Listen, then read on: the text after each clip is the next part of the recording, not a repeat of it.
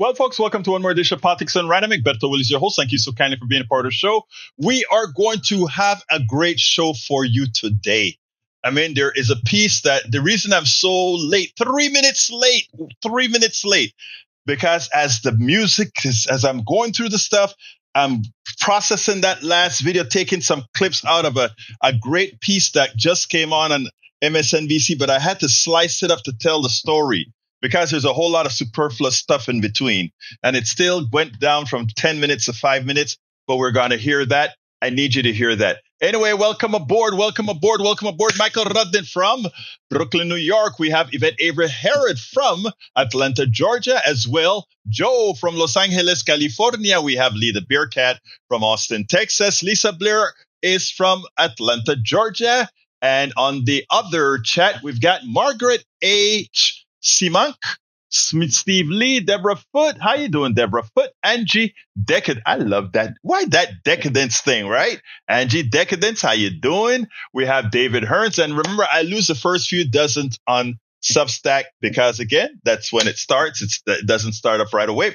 Anyhow, we got a lot to talk about. And Brother Rudnin gave me a piece for what Donald Trump thought about, not Donald Trump, what, ¿cómo se llama? What Reagan thought about immigration, and I'm going to want to play that, right?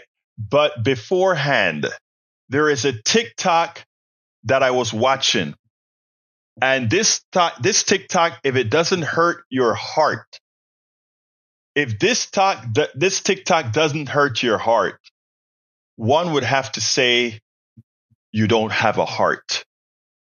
You don't have a heart if this doesn't tell you something. And I'm trying to pull it up as we speak. Like I said, I am completely, because of in trying to process all of that, I am completely, of course we're live, Rudnin. You're answering somebody else. I am completely unprepared because I've been just doing a whole lot trying to get these videos together. Well, I've got one video together. The other one I couldn't quite get. So what I want to do is for you to listen to this piece here, this woman. This is heartbreaking. And when I say heartbreaking, that's what I mean. Heartbreaking. Check this out. This just happened and I'm still shaking, so please stick with me for just a minute.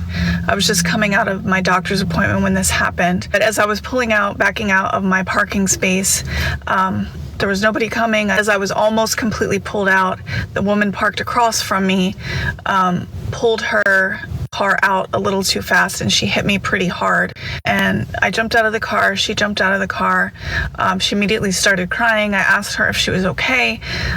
She said yes, she was okay. And she just kept saying, "I'm sorry, I didn't see you." And then she opened the back seat of her car to check on her children. She had probably about a 3-year-old, maybe a 5-year-old. And she was asking them if they were okay. She said they're fine. She was just hysterically crying, which I didn't quite understand because it was just a little fender bender. So when I looked down to look at the damage of the cars, her car had a fairly noticeable dent. Mine just had a really, really tiny, barely noticeable dent. But she just started saying to me, "No policía, por favor, no policía, por favor." And she looked so terrified. And I just said to her, I said, what's the matter? Are you undocumented? She said, "No, I have my green card, but that doesn't matter anymore." She said, "They'll call ICE. ICE will take me away." And she was shaking. She was visibly shaking. She was so scared. "Take my kids away. They're going to send me away." And I just told her, I said, it's okay. We don't have to call the police. It's fine. And she gave me the tightest hug I feel like I've ever had. And she just sobbed.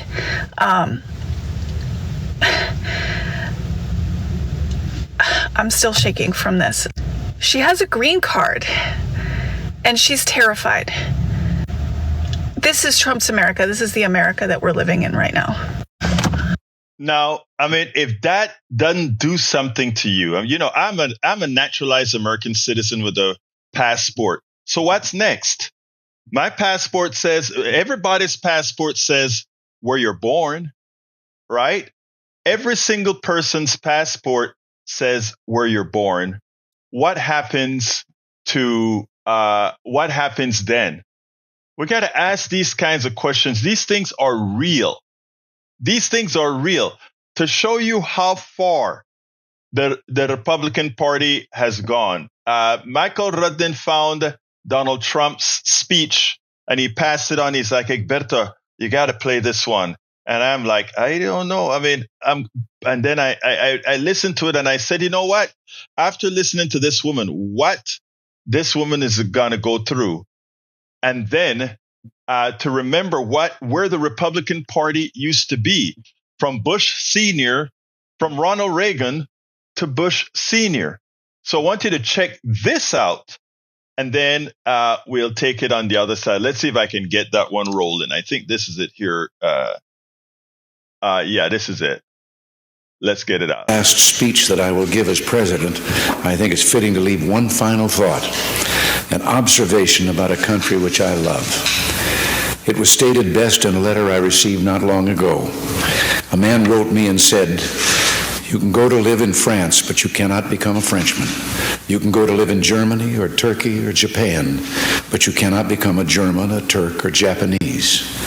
But anyone from any corner of the earth can come to live in America and become an American. Yes, the torch of Lady Liberty symbolizes our freedom and represents our heritage, the compact with our parents, our grandparents, and our ancestors. It is that lady who gives us our great and special place in the world. For it's the great life force of each generation of new Americans that guarantees that America's triumph shall continue unsurpassed into the next century and beyond. Other countries may seek to compete with us, but in one vital area, as a beacon of freedom and opportunity that draws the people of the world, no country on earth comes close. This, I believe, is one of the most important sources of greatness. We lead the world because, unique among nations, we draw our people, our strength, from every country and every corner of the world. And by doing so, we continuously renew and enrich our nation. While other countries cling to the stale past, here in America, we breathe life into dreams, we create the future, and the world follows us into tomorrow. Thanks to each wave of new arrivals to this land of opportunity, we're a nation forever young, forever bursting with energy and new ideas, and always on the cutting edge, always leading the world to the next frontier. This quality is vital to our future as a nation.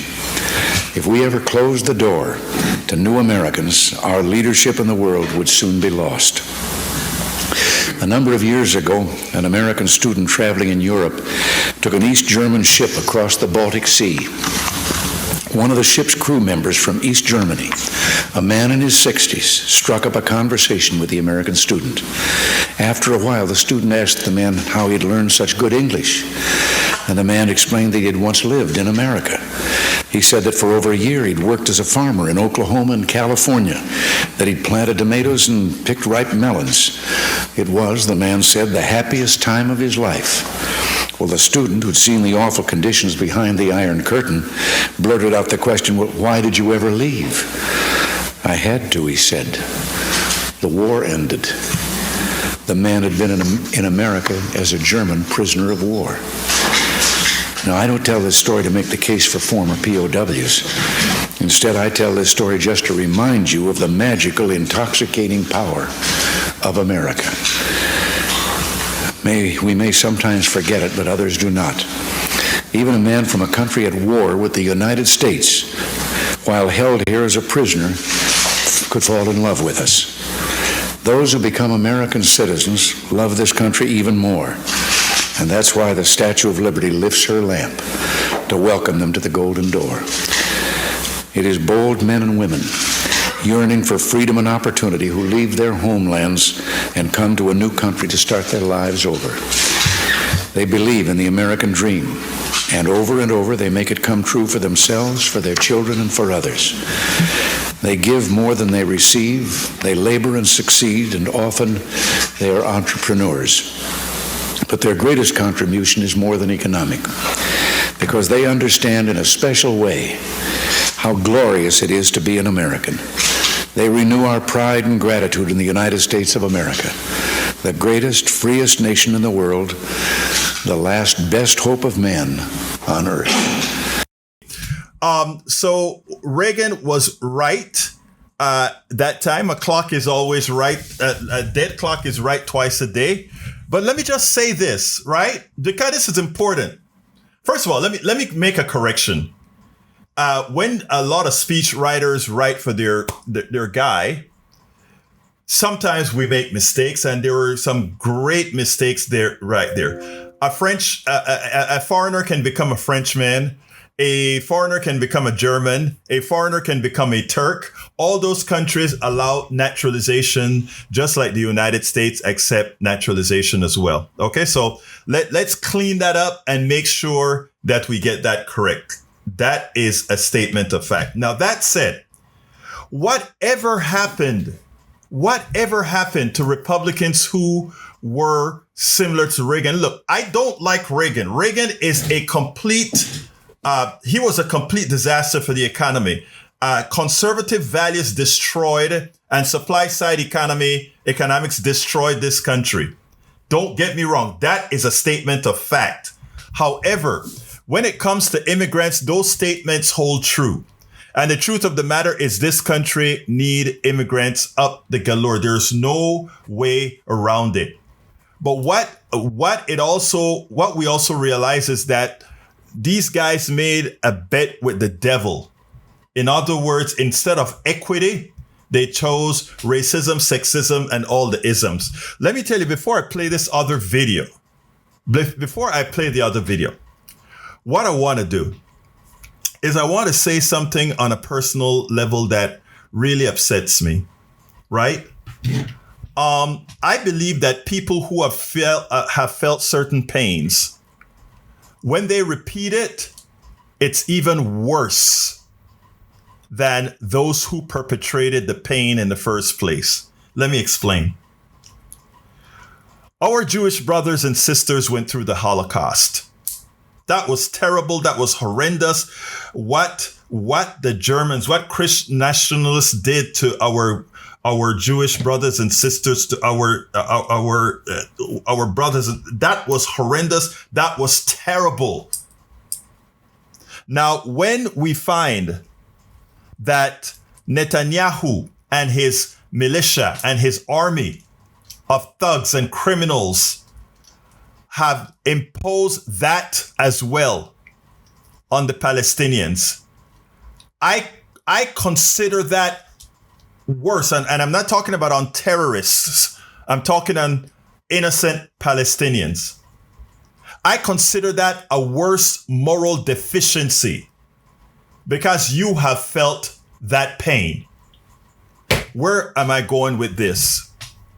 As I am watching those thugs arrest our Latino and Haitian and African brothers and sisters throughout this country, I find it appalling. I find it excruciatingly difficult to watch another Latino or a black man treat our immigrants, Latino, Asians, and others as they have.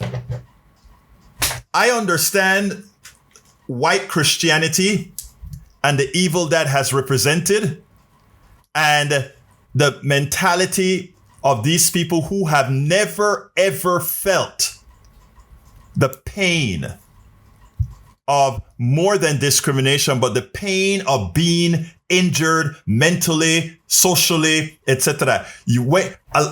Look, when my white brothers and sisters come and they tell me, I can empathize with you, but exactly what is it like? I get it.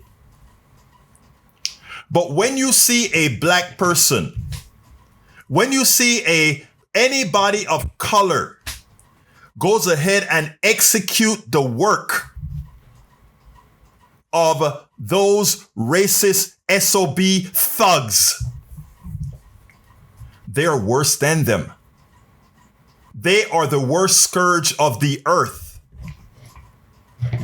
They are the worst scourges of the earth.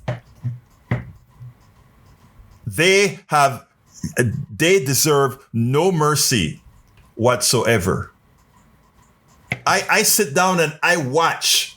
And the funny thing about it, the ironic thing about it is many a times they are the worst in the way they treat these people.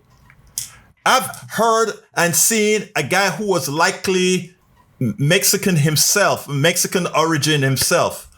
I've watched him throw down a Mexican woman on the ground and slammed inhumanity. First of all, let me tell you how we Latinos learn, man. Women are sacred, man. Look, that's a bit of my culture coming out in that respect. It's not a sexist thing. It's a cultural thing. You just don't do that. You just don't do that. So I am watching this on TV and I'm saying when some of the cowards stuff comes down and you get to see a piece of their face because they're covered up, they don't want you to know who they are. And I look at, that's a black dude. My God, how dare you? You know what it feels like. You know the pain. You know what it's like to be going into a store and be followed. You know what it's like when they're doing these things to you. How dare you do it with somebody else? How dare Netanyahu do it with the Palestinians? How dare my Mexican brother do it with another Latino? How dare they?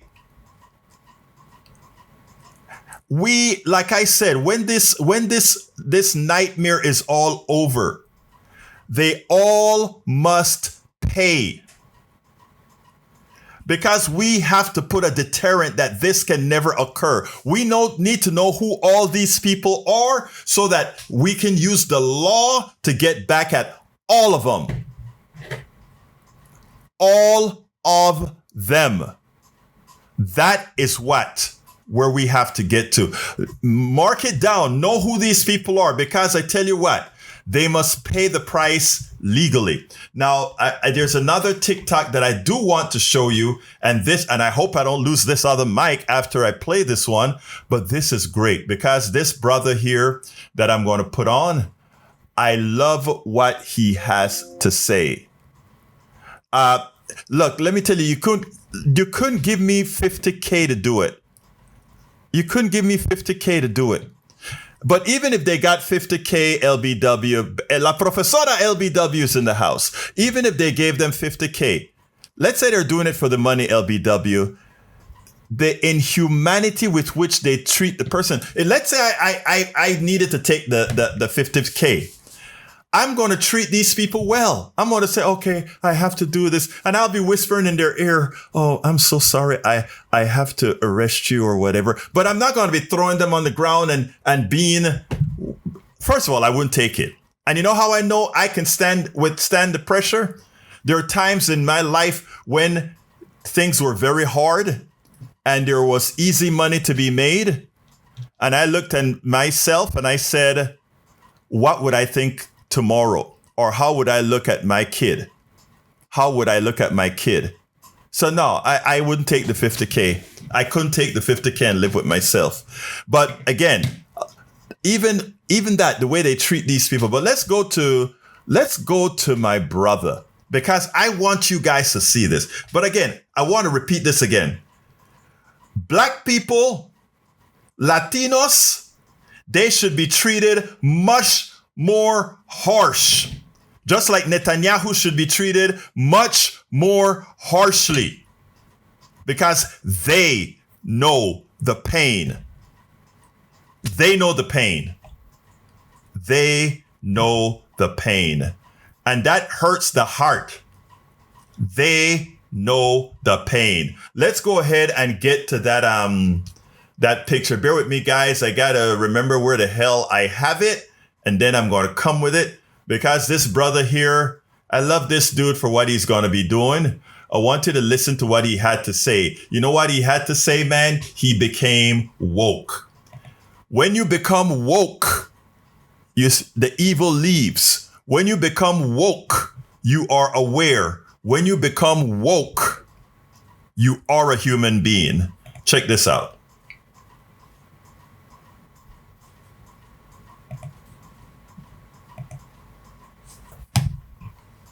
All right, it's coming. I am going to get it. Like I said, we had all kind of technical issues today, but I am going to get that. Injustice as a nation, who we actually are versus who we think we are. And I was asleep in a very real sense. Okay, I'm about to infuriate someone, but I'm thankful that Trump came along for one reason, and hear me out here. Because before Trump, I was a lifelong Republican. I didn't see any of what I see today in terms of our history, the layers upon layers upon layers of injustice as a nation, who we actually are versus who we think we are.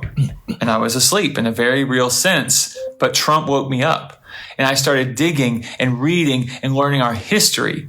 And I realized that Trump, in so many ways, is the embodiment of everything we don't want to admit about ourselves as a nation. He is a mirror to America. And this is why we made our documentary, The Sins of Our Fathers, which will be coming out later this fall, to help others who are still asleep to wake up. Because I believe that God is holding this mirror of Trump up for us so we can see ourselves, particularly the white Christian community, which is what the film is all about. So we can see the hypocrisy, the racism, the cruelty, the greed that has all been justified in Jesus' name, from slavery to Jim Crow to MAGA. Because this film isn't about Trump. It's about us, who we are as a nation, the mythology that we have passed down generation after generation, that we're some sort of city set on a hill, when what we really are is a whitewashed tomb full of dead men's bones. Okay, I'm about to infuriate someone, but... All right. Now, I can't wait to see the film, but the brother got it right. The brother got it right on all the ills that come in this country, or that was formed in this country. So this immigration thing really got me today because, again, when I saw this TikTok, I said to myself, you know what? Maybe this woman would get to some one of your hearts. Maybe, maybe it would make... Mike Cisak, did it make a difference to you? Of course not. Of course not. But that tells you where we are. That tells you where we are. So what I want to say to my brothers and sisters here, right, is that was a test. That video was a test from that woman who had that experience with that immigrant, a woman who had her green card, and the fear that she has. If that didn't touch you, if that didn't make a difference in you, I can tell you categorically that you lack humanity. And not only do you lack humanity, but that there's something actually wrong with you. And God forbid if you have any children. All right, change of subject now. This one is important. The actual reason for the shutdown is Obamacare. The Republican Party think they could find a way to simply get rid of it by attrition. But what the clowns don't realize is the following. The subsidies that Democrats are fighting for is above and beyond the original subsidies in Obamacare. Now, is Obamacare very much a giveaway to the insurance companies? Yeah. But that's all the neoliberals in the Democratic Party would allow. Everybody gets the insurance company walk off with a windfall. And, well, that's how you play it in a capitalist world. But what the Republicans want is even worse. They want you to have a semblance of insurance that doesn't cover anything. So right now, Obamacare is a wasteful giveaway to insurance companies, just like Medicare Advantage is a wasteful giveaway to insurance companies. But what the Republicans want to do is allow you to be scammed, period. No insurance, and at the same time, you think you're paying for something and you're scammed. Which penalty do you want? I think I'll take the overpriced penalty. Okay? Now, let me just say this.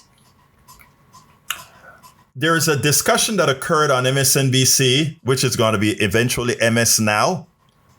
It's the closest thing we're going to have in the mainstream media to get useful, somewhat information other than what you're going to get here on independent media that we have building the infrastructure that we're building out with a whole lot of folks doing this work. But you know what? This particular piece, it was about 12 minutes long. I got it down to 5 minutes with the most important parts. I want you to see this because this sort of tells the story. And for those of you in red states who want the Republican orthodoxy, who want the conservative orthodoxy, remember what you're doing to yourselves. Republicans in Congress have been saying for years that the ACA is broken and that they want to make it better, but they've never proposed a plan, only promises upon promises of one to come. Just watch Republican Senator Bernie Moreno of Ohio. If the government reopened tomorrow, do you think Republican leaders have a plan on that? Yeah, absolutely. Okay, but Senator, you're saying that Republicans do have a plan. Absolutely. What is that plan? Well, I mean, we have to have people see it. Sure, we have to have PBM reform. We have to look at the ways that we have a lot of waste, fraud, and abuse in the healthcare system. We have to let the marketplace work. There's no transparency or competition. It's going to take 3 or 4 months to really bring a consensus to that plan. In the meantime, what are we going to do? Keep the government closed for 3 or 4 months every time that we have a policy debate? This is nuts. Okay, so is there a plan ready tomorrow, or you're saying it's going to take 3 to 4 months to coalesce around a plan? Look, we have different Republicans. For example, Senator Rick Scott, that's brilliant on this topic, that has a lot of amazing ideas. But yeah, of course, we have to build consensus. This is not a one-man show that runs the United States Senate. What is someone who has open enrollment starting November 1st supposed to do in response to the idea that it would take 3 to 4 months to coalesce around a plan? Look, Obamacare is a total and complete disaster. Having the COVID era. But what's Republicans' plan to counter that? I think is my question. I'm answering it for you. Look, we can't fix Obamacare in 3 months. I've had a lot of years to try to fix it. That sure sounded, Jake, like concepts of a plan. I don't know what to say about this. I mean, I watched that clip this morning, and a couple things he says is true, are true. Number one, it will take a long time. It won't. I know Senator Moreno's new around here. It will take way more than 3 to 4 months to come up with a plan that Republicans can coalesce around. And when asked about his plan, what he suggested was pharmacy benefit manager reform, which I'm sorry to laugh, but that's one element of one thing. That's like saying that I've broken my leg and I'm gonna, sit down and that's gonna solve it. I mean, that's not gonna solve it, whether you think Obamacare is good, bad, or indifferent. And in the lead up to a midterm election, an election the Democrats are planning, are vowing, are promising to make about healthcare, that it's not great. And I just want to say one other thing, and this is back to your last hour, Katie, when you had Patty Murray on. I was watching and I was texting you critiques at the same time. This entire shutdown is still about Obamacare. It's not about appropriations. It's not about spending. It's about solving this healthcare issue, which no one is any closer to being able to solve. So I don't know how we get out of this. President Obama spent his entire political capital on this thing, and Republicans have been trying to overturn it or roll it back since it was passed. They have had 10 years plus to do it or to come up with something new. And yet we still get that gobbledygook from people like Bernie Moreno about how there's plans. Look, American healthcare is a mess. It's been a mess for decades. Democrats going back to Harry Truman, have been trying to fix it. When Obama got into office, they said, look, what can we do? How can we make the system better, working within the system we had? And they came up with Obamacare. It was nobody's ideal solution, but they did the hard work of negotiating, of compromising, and putting together a plan that, let's not forget, has reduced the number of Americans without health insurance from 45 million to 25 million, and has guaranteed access for people with pre-existing conditions, two things that were not true before. Now, Republicans don't like it.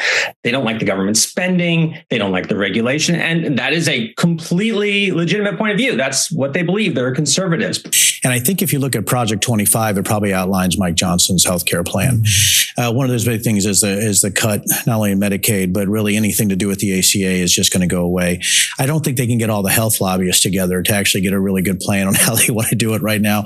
The other thing, too, that the issue that they have in rural districts, when I was in the 5th District of Virginia, it was 10,000 square miles. We had the most federally funded health centers, and most of the Republican voters actually relied on the ACA and also Medicaid. So it's really interesting. They're going to have a voter problem that's so big for them. It's just sort of... why don't they just want to fix it and own it? I mean, you have Josh Hawley saying that this is the party of the working class now, and we can put up a map that'll show you who relies on the ACA, and it'll be Republican districts. We can put up a map and show you, here it is, who's going to have their Obamacare subsidies impacted most, and it's going to be, at most, Republican. The issue that you have with the Republican Party right now is they don't know what to do because there's this lack of talent. You have people who, are still doing hearings on angels and demons. And I think right now you got to have a serious adults in the room to actually fix healthcare. And right now, all they can do is try to destroy it. But what you said is exactly right. This will disproportionately, impact Republican states, Republican districts. And I don't see there's a way to not get the blame if you're a Republican. Of course, you got to get the blame if you are a Republican. Why? Because it's your fault. Because you're the one that doesn't want to renew the subsidies. You're the ones that want to go to Obamacare and have just a concept of a plan that is never, ever realized. So, of course, you ought to get blamed. So, folks, let's be real here. You see that map that she showed? That map that Katie Tur showed on the screen, that is the winning map for Democrats in 2026. But here's the kicker. Donald Trump is doing some magic. He wants to get you used to seeing troops on the streets and think that he can scare people. You remember that woman that we showed who was scared of the migra, even as she had her green card? You have also American, Latino-looking Americans who have their passports, American passports, and yeah, they think they're going to be scared to go out there and vote. Well, let me tell you something, people. Activists that are listening to me right now, we got a lot of work to do. We got to, first of all, make sure that realize and point out that all these folks, all these white Christian nationalists are paper tigers. The real people are the folks that you see in our chat right now. These are the American heroes that you see. And these are going to be the American activists that are going to go out there and make sure that the right people, or all people, go out there and exercise their rights to vote and vote accordingly. But let me tell you further. They have already realized that the vote's going to be big, and a lot of people are not going to be deterred, and a lot of Republicans are going to be voting blue. They know that. So let me tell you what's in stage right now. First of all, let me just tell you a good piece of news that I got today. A friend of mine called today. She has a progressive group out here. And she says, Egberto, we got a lot of new people in after the No Kings March. And she says, and in the group, 6 walked in that are Republicans. Let me tell you, first of all, if 6 Republicans walked into this woman's progressive meeting, multiply that by orders of magnitude, because it means a lot more. Because when Republicans go progressive, or Republicans go, we're not going to do certain things, they don't go out there and shout to the world and say, I am no longer a Republican. They're quiet about it. If you have that many in her small group, that came overtly and do it. That mean under that scar is the disease. I shouldn't use disease because this is what we want. That behind the scene, there is an avalanche waiting to come through. And by the way, I did speak. By the way, LBW, I did speak to, hey, Cheryl, how you doing, beautiful? Cheryl is in the house. Cheryl says we need to take people to the polls and not to be deterred. You're absolutely right. Hey, and to my white people, let me tell you something. You go ahead and look up some Latinos and go to the polls with your Latinos. This is we're going to have to do. Let me tell you a quick little story. During the Black Lives, I was out in St. Louis for the Netroots in St. Louis, and it was during the heights of the Black Lives Matter. I'd gone over to see where Michael Brown was shot and went out there with Nina Turner. I don't know if you know the Congresswoman Nina Turner at the time, and we went out there and we checked out the where he got killed, where he got murdered, and then we had a march. And the whole Netroots was in a room, and Black Lives Matter walked into Netroots, and Netroots is a predominantly white progressive group. We've been trying to. In fact, I just joined the one of the boards there. We're trying to get more people of color here to be more of a progressive representative. But as it turns out, we all know the reasons why it turns out to be that way. But anyhow. So the Black Lives Matter march into the conference, and they said, we are going to march and close the freeway now. Who's coming? And they put that challenge out there. And there are about 3,000 people at the conference. And I'm saying at least 2,500 of us started marching down the avenue next to the stadium, marched up the freeway, and to go ahead and close down the freeway. And we closed down the freeway. I have all the videos that I was doing then. But here is the kicker. Black Lives Matter, when we closed the freeway, you had about 20 police cars coming the other side, racing down, lights and sirens booming. And, you look at the way the stadium is, the freeway is right in front of the stadium, and you see the cars coming down. And the next thing that happened was beautiful. Black Lives Matter stood up and said, white allies in front. Let me tell you what happened. They came and the whole thing came and everybody locked hands. And then the cops started to come. And let me tell you what happened, guys. Those cops stopped so damn fast, it ain't funny, racing down the freeway. And then when the protest was over, after we closed the freeway, they helped us, and they were so respectful as we exited the freeway with the white brothers and sisters leading the way to the exit as a method of it was an allyship to say this is not what's going to happen. It was you had to be there to see what camaraderie had looked like when you had allies and that sort of stuff running. It was a beauty that we had out there. But anyhow, the reason I brought that up is this election cycle. That is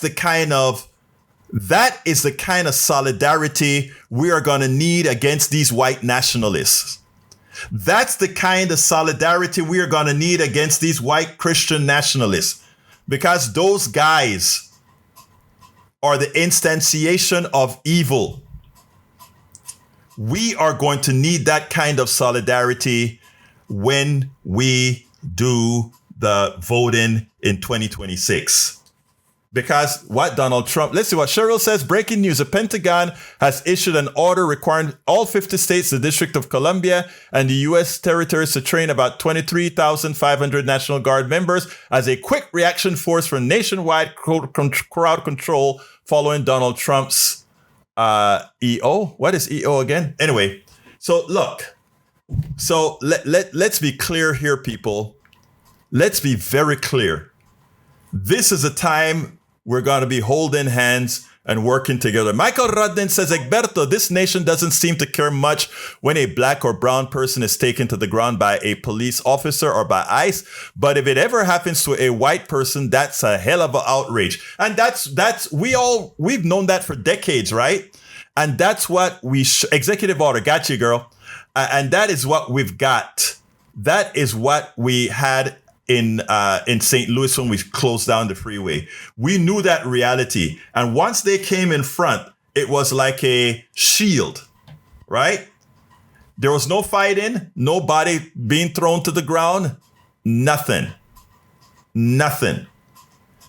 But anyhow, so that's what it was all about. But let me tell you what is the other thing that they're doing now. The neoliberal Democrats, the Democrats that aren't real Democrats, that are in the bed with the corporatocracy, they know what's coming in 26. Because that map that shows you what's going to happen to healthcare until we finally get to single payer Medicare for all, that picture says that Democrats are going to win big in 26. Not only does it say that, but it also says that the Democrat that's going to win big are the most progressive Democrats. And we have the TikTok of that already, right? Mandami can go out and say, I'm a democratic socialist. And his vote count increases because we're teaching people what democratic socialists mean. It doesn't mean the end to capitalism. It means capitalism is thrown in the corner as a tool for those who want to be screwed. We can't stop people from saying, screw me. We can't stop you. But we also, as people who believe in true democracy, we also have to be honest and say, look, democracy means if you want to be screwed, be screwed. So we have capitalism for those who want to be that form of capitalism for those who want to be screwed. For those who want free enterprise, we're right here for you, baby. For those who want good health care, we're right here for you, baby. For those who want good transportation, we're right here for you, baby. Leave capitalism for those people who want to go into that rugged individualism that never really works. Leave them to their own divides. But anyhow, so what are they doing? We have a group out, a purportedly democratic PAC that is trying to tell the party, don't do what those lefties want you to do. Don't go to the left. Don't go to the left. Ignore that Mandami is going to win New York and win New York substantially, even with two other Democrats in the race. And he's still going to win good. Ignore that. Go to the middle. That's where you want to be. But the reality is that's not where you want to be. They're telling us in no uncertain terms. Even Donald Trump tries to run like a progressive with some of the things that he's doing. Oh, we're going to give big money to the chip companies. All right. America going to have a stake in the chip companies and we're going to get some taxes from the chip companies by having ownership. Uh-oh. Isn't that called democratic socialism? Oops. Even Donald Trump himself is playing triangulation. Now, what is this group doing? I forgot the name. I spoke about it on my show I started to speak about it on my show this morning at KPFT. They are trying to convince Americans or convince the establishment of the Democratic Party that they have to do the center thing. And they came out and said, Americans don't like things that are left. They don't like Medicare for all. They don't like child care. They don't like subsidized child care and family leave. And they don't like, and it's all lies. America is not a center-right country. America is not a center-left country. America wants policies that the left folks on the left support. Family leave, yes. A higher minimum wage, yes. Medicare for all or single payer, yes. Subsidies for childcare, yes. Those are all the things the Americans want. When you put left on it, then what can I say? You know? I love that. Cheryl is my girl, man. Listen to Cheryl. Cheryl says, I cannot wait to watch the meltdown after Mandami wins. New York City leading the way. Sam Cooke said it best. A change is gonna come. My beautiful Cheryl, you're so right. But let me tell you better. Check this out, guys. Check this out. This is important. People like to look at New York as if it's not a bellwether because it's that blue liberal city and the rest of the country is not like that. Oops, wait a minute. Didn't New York elect Pataki? Didn't New York elect, what's his name as mayor? So both New York City and New York State has elected respectively Republican governors in recent times. They just happen to have elected sensible Republican governors that could have been elected in any part of the country. Okay. Now, thank you about that, Michael. You're right about that. Issue by issue focus. You're absolutely right about that. My New York is about 2/3 left leaning. We're not far left, but we are a liberal bastion. There you go, brother. There you go. And you know what? I really don't know, Michael, and maybe you can tell me. What the hell exactly do they mean far left? I consider myself far left, but I don't want central control of industry. That's not what I'm looking for at all. I think I am not a communist, although on Sunday I'm going to speak to a communist group to talk about solidarity for this election. But I am definitely not one, because I do believe in the incentivization of a free enterprise system. That's not difficult, right? A free enterprise system. That's all. That's all. All right, let's see what else. LBW says, this is what Dr. Heather Cox Richardson keeps saying. The old white folks need to use our privilege to show up in force at these protests and voting booths. She said, nothing says we aren't dangerous like a bunch of old white ladies. Well, you know what? A few years ago, a whole bunch of white ladies declared me an honorary woman. After I went through my metamorphoses. LBW says far left. Here is barely left of center in the rest of the developed world. Thank you, LBW. That's a good description, because think about Margaret Thatcher, who we consider to the right. You think she would ever mess with the healthcare system in England? Think about not Trudeau, but what was it? The former right winger from Canada. You think they'll ever mess with their Medicare for all? No way. You think they'll ever mess with their social safety net? No way. Anyway, we are close to the end of the program, folks, and I've got to get out of here. A lot of stuff to write. I want to thank you all for being here. Please remember that in order to maintain this, we do need your support. And how do you give your support? By becoming paid subscribers of Politics Done Right, our newsletter. And how do you, Trudeau, thank you for that. No. Trudeau was a liberal. Trudeau was a liberal. I think Trudeau was a liberal, wasn't he? Yeah, Trudeau was a liberal. Yeah. Because Daddy Trudeau and the other Trudeau. Michael René says, please read out in full before closing. Michael, you always make me do this at closing. Why do you wait till closing, brother? All right, here we go. Democrats should have pushed for a single-payer Medicare for all, then compromise on the public option. Instead, Democrats compromised on the compromise, and the result was the ACA, a.k.a. Obamacare, a.k.a. Romneycare. Democrats compromising on the compromise is a pattern offense for them. To me, Republicans are worse, actively doing harm, but Democrats will betray the needs of the people. We need to shift this dynamic via primary challenges in Democratic primaries. Actually, I'm glad I read it. You know why? Because that's what I forgot to tell you guys. You have to execute in the primaries. That's where we elect the real people. That's where the real progressives get elected, in the primary, just like Mandami did. Anyway, folks, let's go back. Please support the program by going to politicsdoneright.com/newsletter, politicsdoneright.com/newsletter. Remember, all of you who subscribe get full access to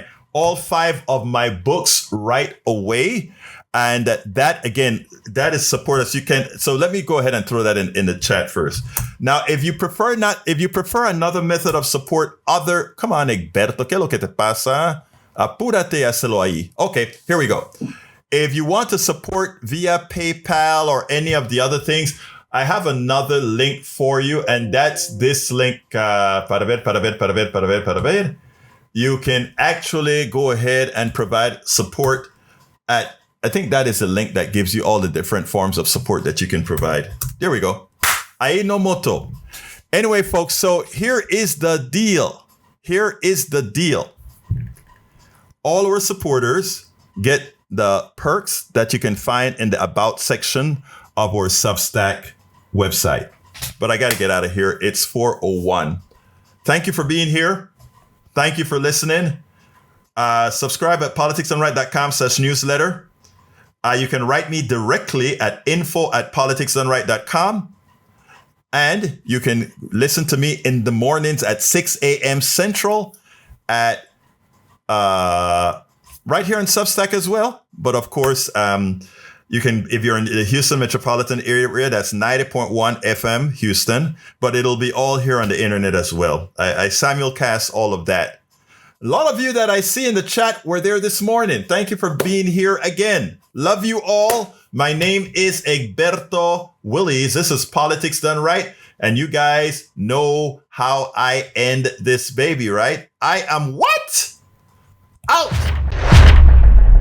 All of our country's problems, from polarization to ignorance on domestic and international issues to a complete misunderstanding of our economic and healthcare systems, are a direct result of a derelict mainstream media that too often bend over backwards to support corporate or bought politicians' wants as opposed to the people's needs for real information to make their lives better. Independent media is the only solution to inform truthfully and factually. Why?